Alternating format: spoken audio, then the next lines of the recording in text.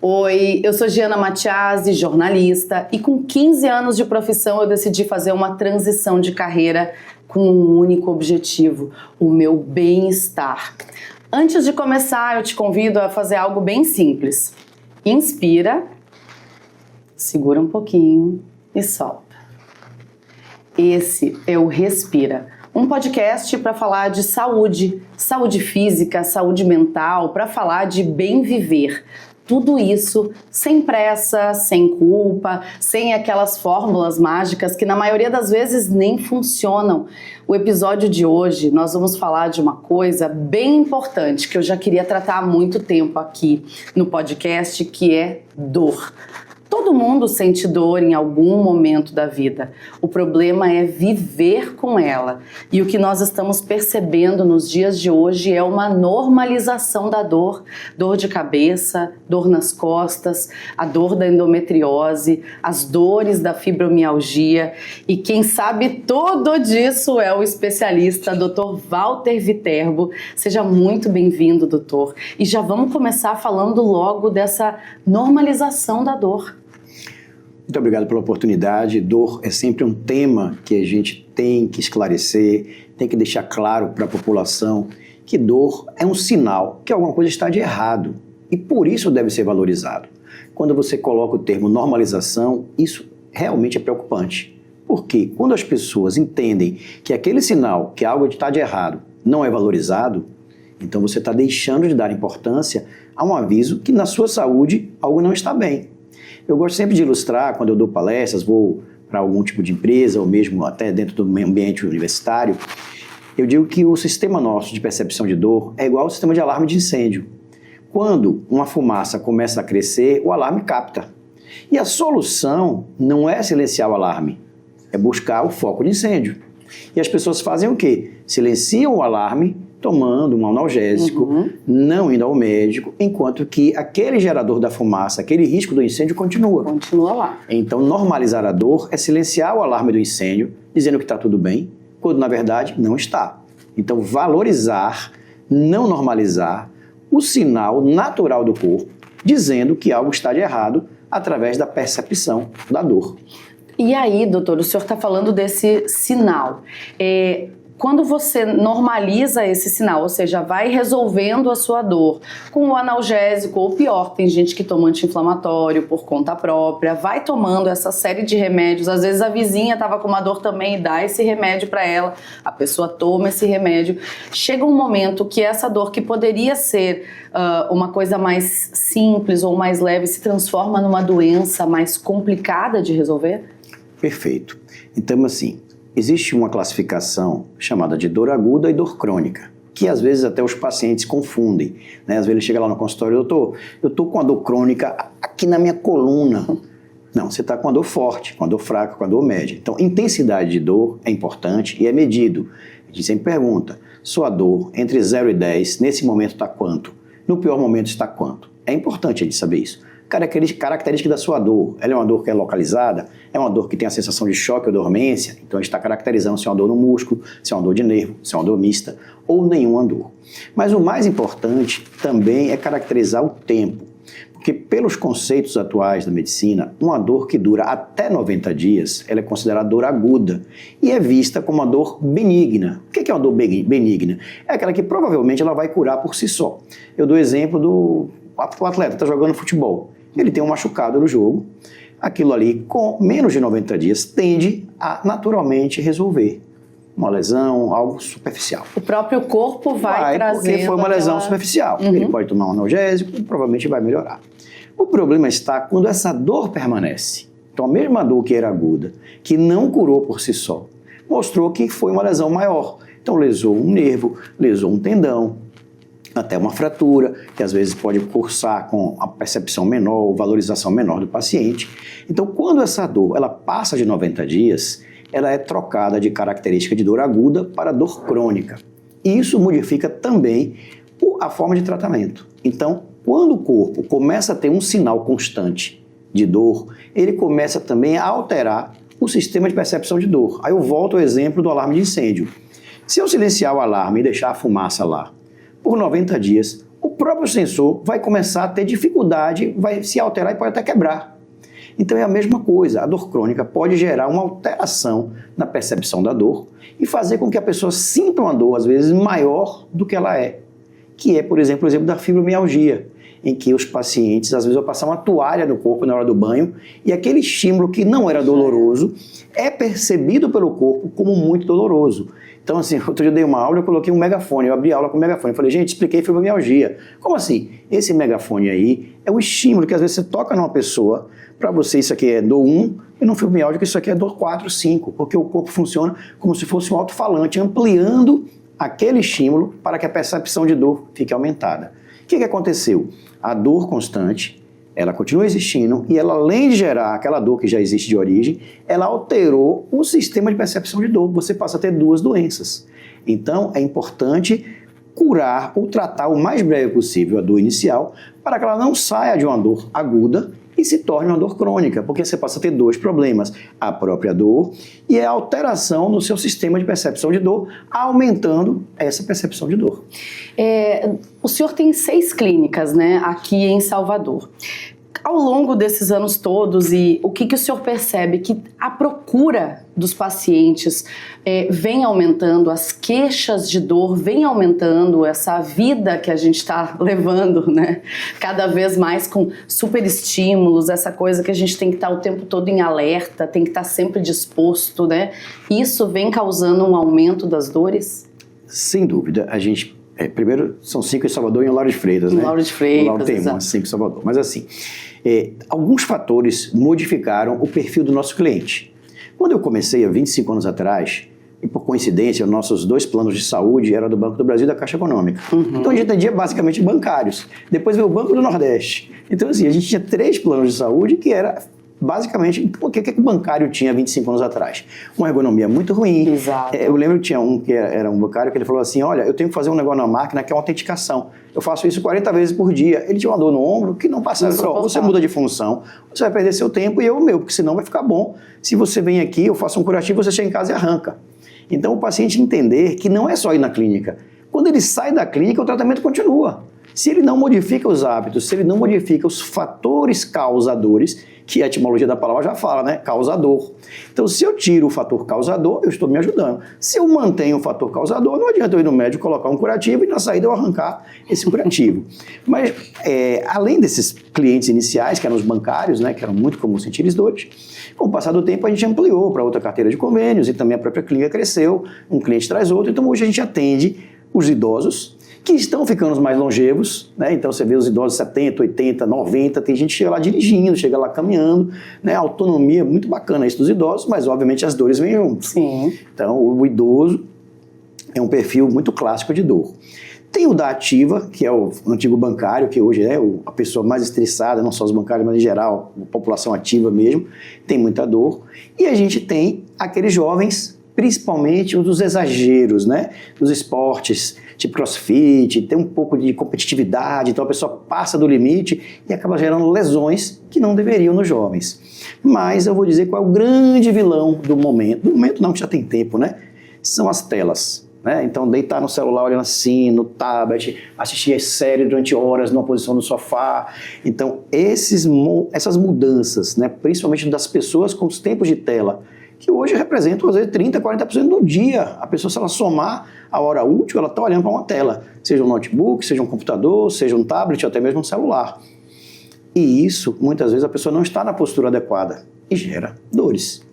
Então, a gente tem hoje, né, uma possibilidade de clientes com dor muito grande, né, de idosos que estão mais longevos, das pessoas da ativa que, apesar da ergonomia melhorar, dos processos, né, das leis, a NR1 chegou aí, né, para regulamentar melhor os direitos dos trabalhadores, no sentido de proteger a parte mental também, que é muito importante, e também essa questão das telas e dos jovens que fazem os exercícios errados. Então, tudo isso, né, precisa ter a atenção, porque sentir dor é normal, mas não valorizar essa dor e não curar essa dor está doente. É errado, é anormal.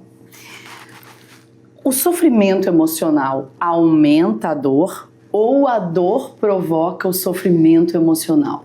Excelente pergunta, adorei. Na verdade, a gente chama uma coisa chamada de ciclo, né? E eu incluo nesse ciclo aí da dor, da emoção, mais o sono. Né? Mais cedo vocês falavam aí que vocês trabalharam na TV e que tinha que estar lá às 5 horas da manhã, 6 horas da manhã. Exato. Então assim, o seu sono já não é bom. Se eu tiver uma viagem amanhã, 6 da manhã, eu não vou dormir igual. Se eu tiver num plantão, mesmo de sobreaviso, deitado no quarto, eu não vou dormir igual, porque a qualquer momento vão me chamar. Então, o sono é o primeiro fator que pode piorar o humor e piorar a dor. Aí você vai para o fato real, a dor. A dor existe. É claro que a dor piora o humor, é claro que a dor piora o sono. Aí você vai para o psicológico. É claro que o irritado vai dormir mal e o irritado vai sentir mais dor. Então é um ciclo de 3 pontos que precisa ser quebrado. E como é que você quebra isso? Quebrando a dor. Porque você não vai mudar a percepção de dor e o estresse, não vai mudar a melhora do sono se a dor continuar. Então o foco é, preciso tratar a dor, preciso reduzir essa dor para o máximo possível que eu conseguir de redução. Isso eu aproveito para falar, a perspectiva, a expectativa também é muito importante. Às vezes a pessoa chega lá com a dor, vamos colocar 0 a 10, 5, e quer que ela vire 0 no primeiro momento. Ela vira 1 e o paciente fala assim, não gostei. Não resolveu. É porque de 5 para 1. Em compensação, chega aquele paciente com a dor 8, eu coloco ela em 6 e ele coloca a mão para o céu e fala assim, muito obrigado. Então, assim, a primeira situação é olhar para o paciente e falar assim, olha, o que é possível neste seu caso? Para que ela crie uma expectativa mais real possível. Quanto mais você agrada, você tem o paciente pensando com você. Quanto mais você decepciona por expectativas criadas ou por falta de comunicação, mais aquele lado do paciente psicológico altera. Aí você fala assim, tá, então se o paciente confia em você, ele vai achar que a dor melhorou porque ele confia em você?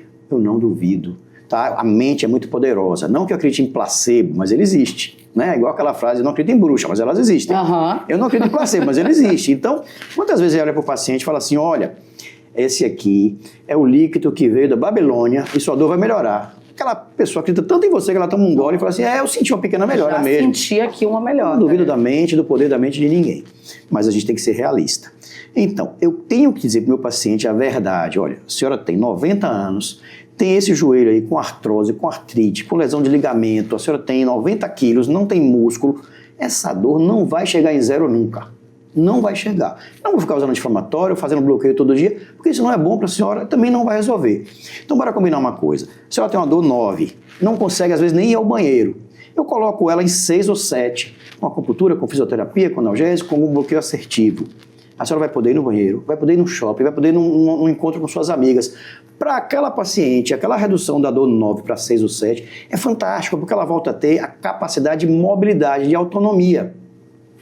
Com aquela dor de 9 para 6, ela consegue fazer mais a fisioterapia, porque antes ninguém nem tocava no joelho dela. Se você diminui a dor, ela permite que haja uma reabilitação. Então eu consigo com a fisioterapia, com a acupuntura, trazer essa dor de 6 para 5 ou 4. Então a dor 9 para 4 eu melhorei em 50% a percepção de dor. E eu trouxe o que é mais importante, que é autonomia. Uma coisa mais complicada é quando, além da dor, você perde a sua autonomia. Eu não consigo ir ao banheiro, eu não consigo ir ao shopping, eu não consigo ir num casamento. Muitas vezes o paciente chega para mim e fala assim, doutor, em dezembro é a formatura da minha neta. Resolva meu tornozelo, resolva meu pé, meu joelho, porque eu quero dançar essa noite, porque eu nunca fumei uma neta. Depois a gente resolve. Imagine a expectativa que aquele cliente cria para aquela data. Ela se dedica ao máximo, se assim, olha, você vai fazer isso tantos dias, ele vai lá, ele cumpre, faz a parte dele.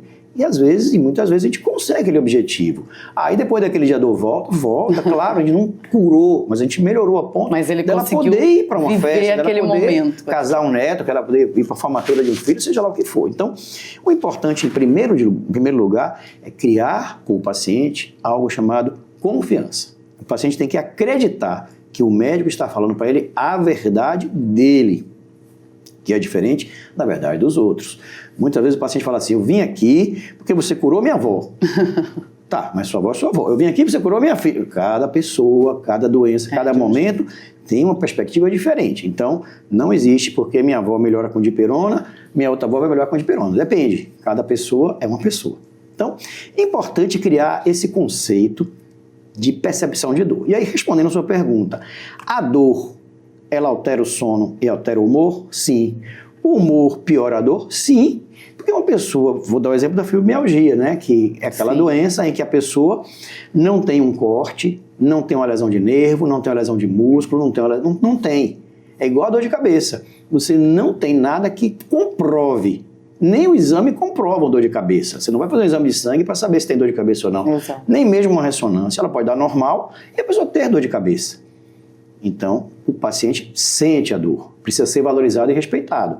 E às vezes as pessoas falam assim, olha, você está inventando, você quer se afastar do trabalho, você quer um atestado, você quer isso, aquilo, e a pessoa efetivamente tem a dor. Então a fibromialgia, assim como a dor de cabeça, é uma dor real que existe, mas que não existem causas que a medicina comprove. Mas volto a dizer, merece e deve ser respeitada, valorizada e acreditada. Eu até vou aproveitar e vou falar um pouquinho mais de dor de cabeça, porque muita gente sofre. Minha sogra, por exemplo, ela desde que se entende por gente, ela sofre com dor de cabeça, já tomou vários tipos de remédios diferentes, todos esses do mercado. Eu também sou uma pessoa que desde criança eu sofri com enxaqueca. Eu me lembro que antes de eu ficar menstruada, quando eu ainda era criança, eu tinha enxaquecas assim que me causavam náuseas, vômitos, eu tinha que ficar fechada no quarto. Eu me lembro que eu colocava a mão assim em cima do olho, era uma dor aqui assim. E a minha avó falou, quando ela menstruar isso vai melhorar, pelo menos vai diminuir. E de fato, depois que eu menstruei, diminuiu um pouco. Mas a enxaqueca, ela me persegue. E eu percebo que a enxaqueca vem quando eu tô num período de estresse, quando eu tô muito preocupada com alguma coisa, ou quando a preocupação, por exemplo, assim, eu vou sair de férias, então eu vou ter vários dias de descanso, mas parece que isso causa uma culpa, e aí vem a dor de cabeça. Perfeito. Voltamos a falar exatamente o que você começou a sua pergunta. O emocional age sobre dor e vice-versa. Então, existem duas situações. Uma é os gatilhos. Se você está aqui comigo bem e infelizmente alguém te liga e tem uma notícia muito ruim, isso é capaz de gerar uma dor de cabeça. Porque a pessoa que já tem, né, a doença, a enxaqueca comum, e algum gatilho acontece, vai disparar. Então, às vezes, a pessoa que bebe café tem dor de cabeça. A que não bebe café tem dor de cabeça. Eu preciso do café de manhã. Se não tomar, que vai ter. Café é interessante que ele joga os dois lados, né? Mas isso vale para o emocional, a bebida alcoólica, o sono mal dormido é suficiente para a pessoa ter dor de cabeça. Às vezes, a alimentação, ela não descobre, né? Às vezes, o abacaxi causa dor de cabeça. Nossa, é o shoyu. Os consagradamente vilões. Fritura, gordura, refrigerantes, enlatados, embutidos, salames, né, os salgados, os shoyos, eles habitualmente são os grandes gatilhos para quem tem algum tipo de dor de cabeça. Mas existe o inverso. Eu já tenho uma outra dor, uma dor no joelho, que me estressa, e esse meu estresse me dá mais uma dor, que é a dor de cabeça. Então você tem sempre uma relação direta, afinal de contas, o corpo é um só. E aí eu vou abrir um espaço para falar de algo que na minha história que é bem interessante, que é o seguinte. Minha primeira formação foi de anestesista. Né? Então eu trabalhei quase 15 anos dentro do centro cirúrgico, fazendo anestesia, e eu morria de saudade da relação médico-paciente. Porque o anestesista, ele conhece o paciente na véspera numa consulta pré-anestésica. Não. Porque quando eu fazia a consulta pré-anestésica, eu fazia de 15 pacientes. Eu ia para o consultório, fazia do mapa do outro dia. Aí o paciente fazia, eu gostei do senhor, é o senhor que vai me anestesiar amanhã? Eu falei, não necessariamente. Nós temos um grupo, pode ser que o senhor caia em outra sala. O que eu vim fazer aqui, se eu vim conhecer o anestesista? Então, assim, era uma grande decepção, porque a gente trabalhava em grupo. Então, assim, hoje era o dia da consulta. E você passava a tarde inteira ali, fazia as consultas todas, e não necessariamente você fazia isso. Aí chegava na sala de cirurgia, bom dia, Propofol dormiu. Dormiu, acabou. Acordou no CRPA, de noite encontrou o anestesista na festa, não sabe nem quem é. Então, isso me fazia muita falta. Com o decorrer do tempo, eu vi o seguinte, poxa, eu preciso voltar para consultório. E aí eu fui para a acupuntura, que é o oposto. A anestesia é pragmática, né? Então vamos fazer aqui a xilocaína e vai anestesiar. Vou fazer o propofol e vai dormir. E é aquele soninho maravilhoso. E aí veio a acupuntura. Na medicina tradicional chinesa, o ser humano ele é chamado de integral e um só.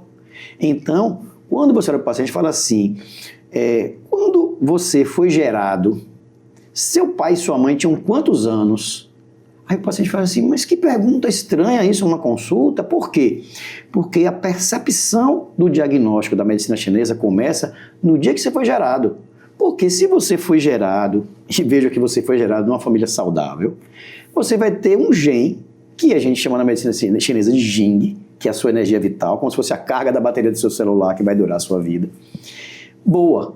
Mas, por exemplo, eu passei agora pela manhã e tive a tristeza de ver uma Cracolândia formando aqui na cidade, né, na rua assim. Então imagine, é um filho de um casal ali, daquela população, eu não vou entrar em mérito de por que está ali, mas infelizmente está ali.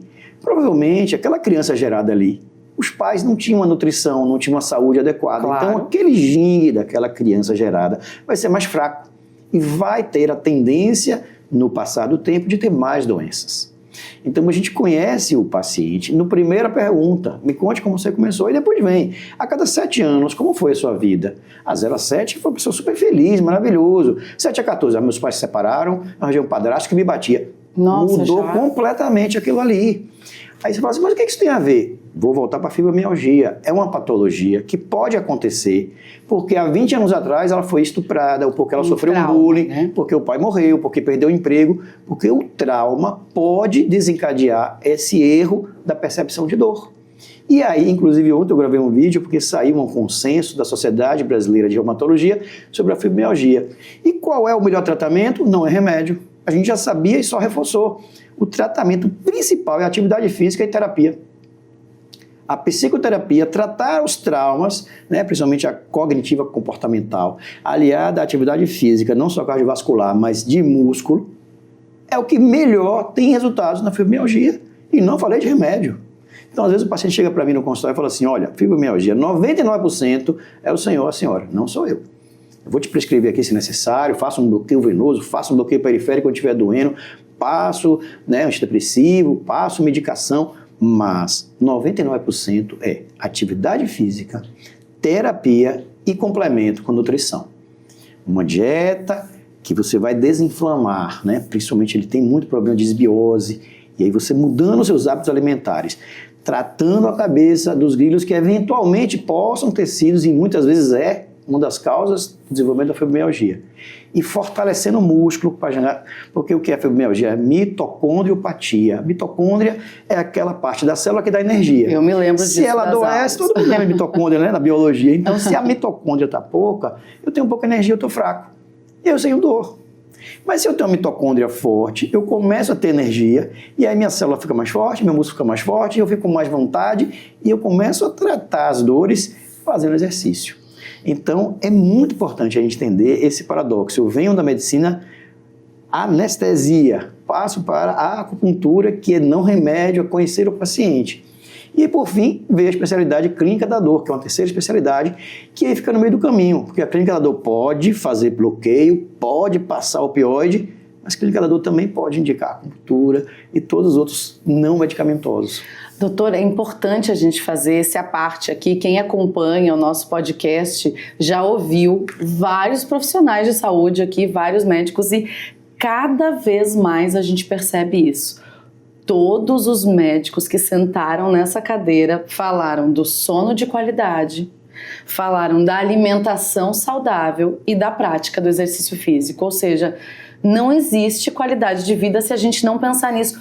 Todos os médicos falaram disso, seja qual for a especialidade médica, se foi psiquiatra, se foi agora o senhor falando de dor, mas todos. Eu já trouxe aqui uma advogada que é uma paciente de fibromialgia e uma médica, e todos falaram a mesma coisa. Não existe hoje, a gente não tem como abrir mão dessas coisas, né? É voltar para aquela alimentação saudável, frutas, verduras, legumes, o arroz e feijão, a carne, né? Se livrar desses ultraprocessados que vêm nos pacotes. Duas frases interessantes, né? A primeira é: desembale menos e descasque mais, né? Então, descasque a fruta e desembale menos as batatas fritas e os plásticos. E a outra é uma frase, aí como tem muitos anos, eu não sei quem é o pai. Dizem que é de Aristóteles, mas não vamos discutir isso. Mas a frase é perfeita. Tá doente, alimente. Porque o que tinha no início, nos primórdios? Alimento. Não existia remédio, não existia nenhum tratamento específico. Então, o que a medicina da época fazia? Dava proteína. Porque é a proteína que faz o corpo reagir, ter força para tratar a infecção ou o tratamento que for necessário. Está doente? Alimente. Ou seja, a proteína, né? O ovo, o frango, o peixe, a carne vermelha, a carne de porco devem permanecer na nossa alimentação. Inclusive recentemente, eu acho que foi esse ano ainda, que houve essa mudança da pirâmide alimentar, né? Ou foi no final do ano passado, não lembro, que a gente teve uma mudança importante mostrando que não é o carboidrato que durante muito tempo foi colocado como importante para dar energia. O que traz energia é proteína. E proteína, seja ela animal, né, principalmente da carne, ou mesmo aquela proteína do ovo, aquela proteína que vai trazer o que a gente precisa, que é energia, né, que ser transformado para a gente em aminoácidos, para que a gente tenha realmente as nossas metabolizações fortes. Perfeito. A ciência já mostrou, né, que dor e cérebro estão profundamente conectados. O que acontece neurologicamente quando a pessoa sente dor por muito tempo? Pois é, vamos colocar de novo a plaquinha, dor aguda que passou de 90 dias, tornou-se crônica. E aí, como eu citei, o alarme de incêndio, aquele sensor, ele recebeu tanta fumaça que ele também quebrou, que ele começa a funcionar desordenadamente. E aí ele vai alertar com pouca fumaça, ele não vai alertar com muita fumaça, porque a função dele de captar aquela informação de fumaça e disparar um alarme está alterada. A mesma coisa no nosso corpo. É tanta informação constante o tempo inteiro no cérebro, dor, que ele desorganiza. E aí ele começa a funcionar como algo diferente do normal e vai agir sobre o psicológico. Uma pessoa com dor, ela tende naturalmente a ter depressão. Inclusive porque altera a produção de dopamina. Está tudo tão atrapalhado que você começa a não produzir aqueles hormônios que te deixam mais animados.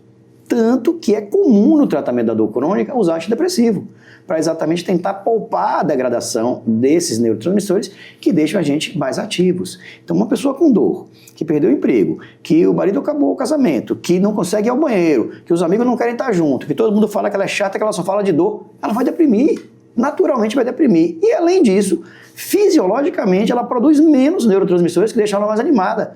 Então, ou trata a depressão, ou essa paciente vai ter mais outro problema, além do da dor, que é o problema da depressão. Então, importantíssimo entender que é muito interligado. Como eu falei no início, a medicina tradicional chinesa enxerga a pessoa como um todo. Enxergar a dor não mais como um especialista. Ontem eu atendi uma médica que falou assim, ela já aposentada, eu estive agora no meu joelólogo. Como é essa palavra, minha senhora? Ela, joelólogo. Como é isso? Não, eu que inventei, porque você vai no médico agora, é cotovelólogo, ombrólogo, joelólogo. Eu disse, mas isso não é bom? É bom, mas é ruim, né? O cara só lhe enxerga um taco de gente, eu sou um corpo. Mas, bom, tem o lado bom e o lado ruim. Se eu tiver um problema de retina, eu quero ir no médico de retina, porque ele sabe aquilo de retina. Se for catarata, eu quero ir de catarata. Se for de mão, que vou de mão. Bacana. Mas o médico não pode deixar de enxergar a pessoa como um todo. E eu vou chamar a atenção a outra coisa que você citou no começo. Minha vizinha tomou um anti-inflamatório porque a outra vizinha toma.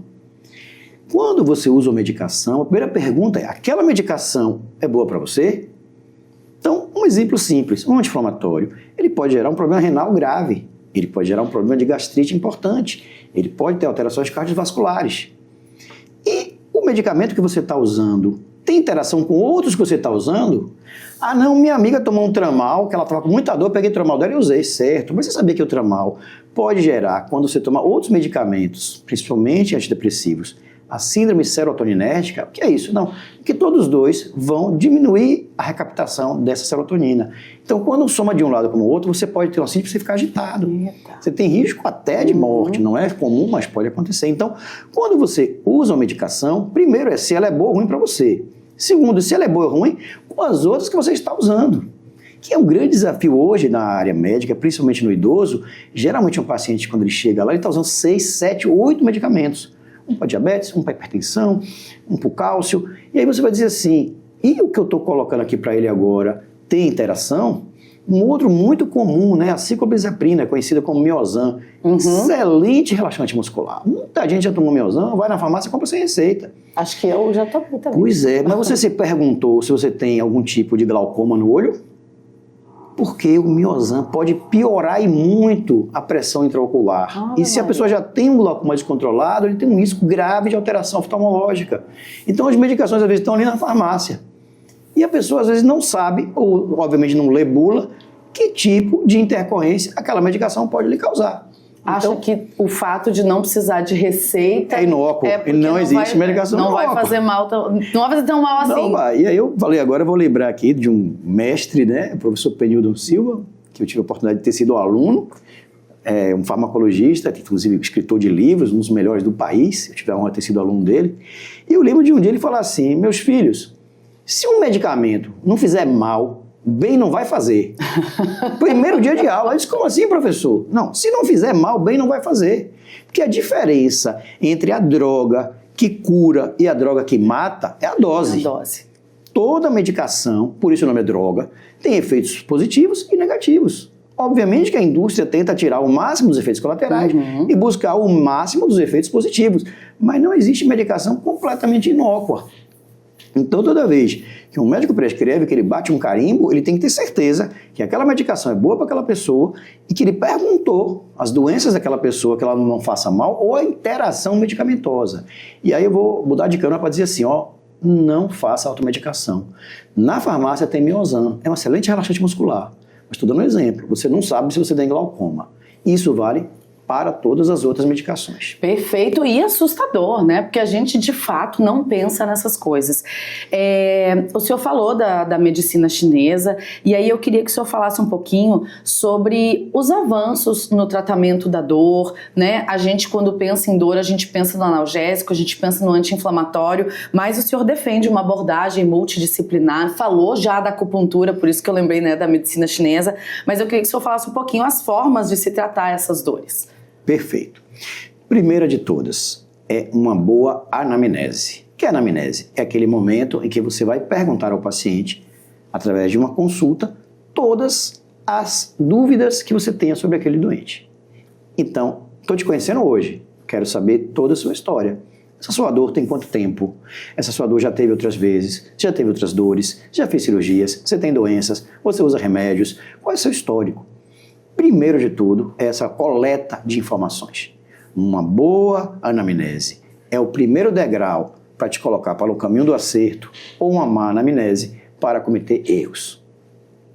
Próximo dia 14 ou 15 de agosto vai ter a Jornada Norte-Nordeste de Acupuntura e Dor. Eu vou dar uma palestra sobre IA na medicina, riscos versus benefício. Eu vou abrir a palestra com um caso clínico em que um paciente chega numa emergência com dor na coluna, muito comum. O médico, isso é fictício, tá? Não estou dizendo que aconteceu, mas quem sabe pode estar acontecendo. Vai na inteligência artificial e coloca a história do paciente. A dor melhora com anti-inflamatório e ele dá alta. Depois esse paciente volta com uma lesão grave do nervo comprimido, já sem urinar e já sem poder mexer a perna, com risco grave de uma lesão definitiva de ficar com alteração de marcha e até paraplégico. Essa é uma ficção. O que aconteceu nesse caso? Na consulta, não perguntou se ele tinha alguma alteração urinária. Parece simples, não é? Mas para quem entende, quem tem uma compressão na lombar, essa sua hérnia, ela pode apertar tanto o nervo que você não consegue mais segurar a sua urina. Então isso é um chamado de red flag, que é bandeira vermelha. Este é um caso que deve ir para o centro cirúrgico de imediato, que deve descomprimir, porque a sua medula está sendo comprimida a ponto de ter alterações neurológicas. Então este paciente, só porque não perguntou se tinha alteração urinária, a inteligência artificial não tem culpa, você perguntou uma coisa, perguntou errado, porque também não soube fazer a pergunta, que é quando você vai perguntar ela, que outras perguntas você deveria ter feito nessa história, aí ela dizer, pergunte isso provavelmente, né? E de novo, deixou a IA decidir. Quando a IA pode e deve ser uma boa fonte de consulta, mas nunca de decisão. Consulta. Não de decisão. Doutor? Então, eu volto. Se você não faz uma boa história, você pode deixar de fazer perguntas importantes que podem modificar completamente o diagnóstico e o tratamento. Voltando para a nossa clínica agora. Fiz uma boa anamnese. Perguntei de forma direcionada o que interessa, toda a sua história. A partir daí, eu solicito exames. Faço exame físico. Às vezes as pessoas não querem pegar no paciente, não querem dobrar uma perna, dobrar um joelho, fazer um movimento que já dá uma noção muito grande do que a pessoa tem. Se eu dobro uma coxa de um paciente e ele sente uma dor insuportável, eu não preciso nem continuar. Eu já sei que ali tem um tipo de resultado que eu já sei qual é o diagnóstico. Se eu faço vários movimentos, mexo e não tem nada, eu já sei que aquela situação é melhor, né?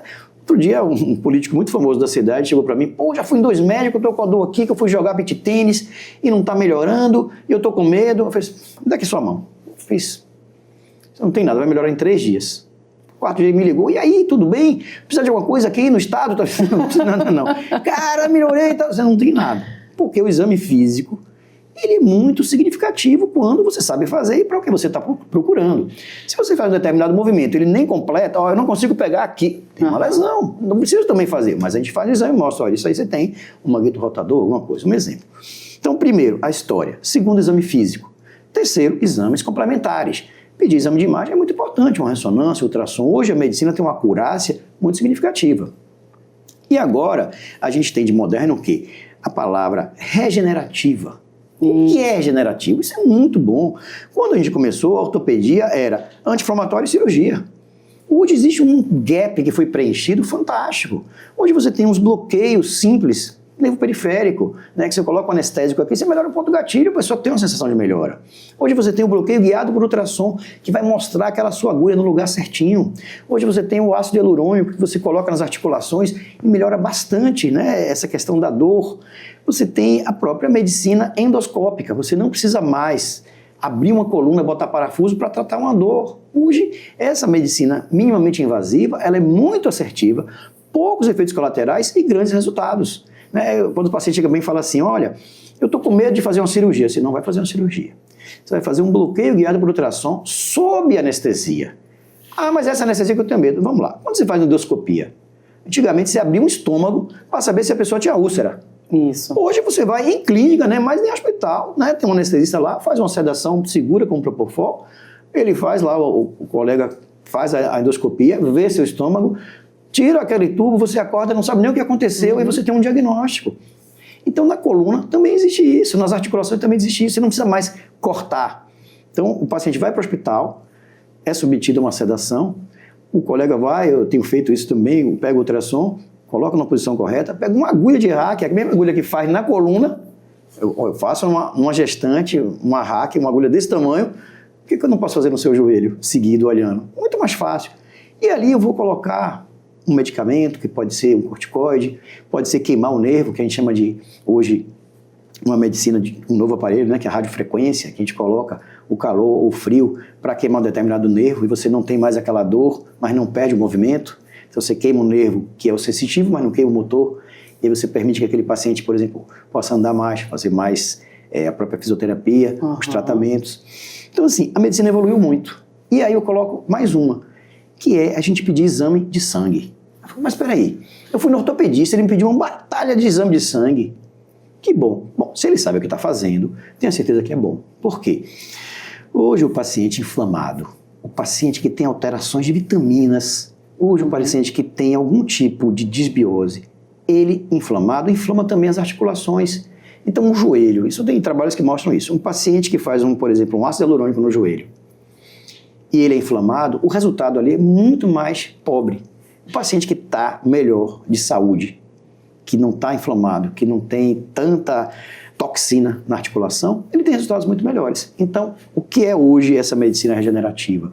Ela vai de um bom diagnóstico, um bom direcionamento, os procedimentos minimamente invasivos e, obviamente, tratar a pessoa como um todo. Não dá para ficar só passando remédio, você tem que melhorar ela. E, obviamente, as indicações das práticas complementares em casa. Atividade física, reeducação alimentar e terapia.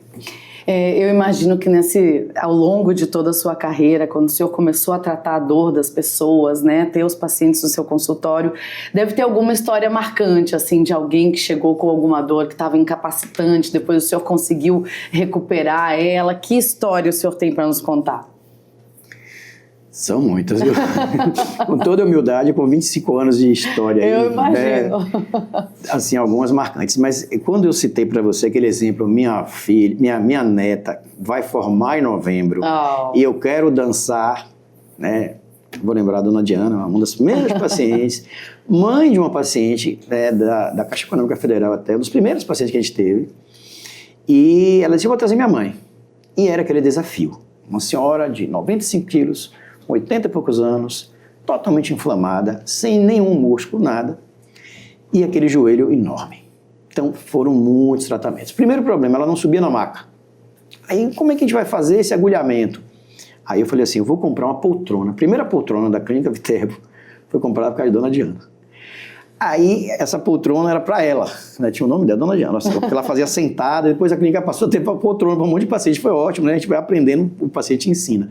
Mas assim, ela já se foi, mas eu lembro que ela antes voltou para mim com uma foto, né? Oh. Na formatura da neta, foi assim, muito bacana. Eu acho que isso é um presente para o senhor também, né? Ver que a alegria do paciente, né?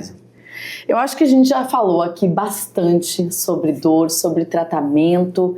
E aí, para encerrar, que mensagem o senhor deixa aí para os seus pacientes ou para as pessoas que estão assistindo hoje e que convivem com a dor e às vezes já estão até desesperançosas por causa disso, né? Enfim, seu maior patrimônio é sua saúde, né?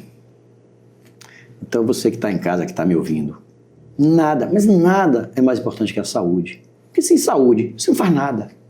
Nada. Então, cuide do seu patrimônio. Hoje, fazer atividade física e ganhar músculo é igual ganhar dinheiro na sua poupança. Porque quanto mais músculo, mais saúde. Menos queda, mais força. Então, vá para a medicina preventiva. Não espere a dor chegar. Não espere as outras doenças chegar também. A medicina evoluiu muito, né? Hoje, eu vou enaltecer sempre o SUS, que todo mundo fala mal.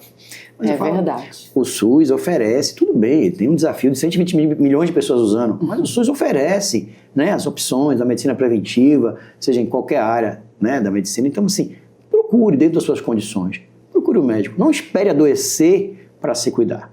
E aquilo que não depende de médico, que são seus hábitos alimentares, a gente já falou várias vezes aqui, mude sua dieta, faça sua atividade física, e tente se equilibrar. E não é só um psicólogo, não. Você pode se equilibrar indo para a praia, num grupo de terapia, num grupo de idosos, num grupo de amigos.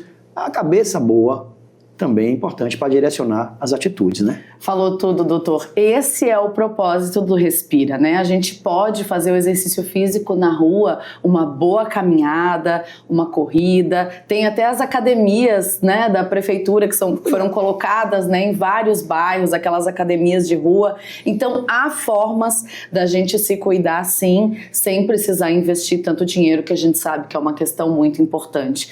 Antes de encerrar esse episódio, gente, se você ouviu ele até aqui, tenho certeza que você lembrou de alguém que pode estar precisando escutar. Então envia para essa pessoa.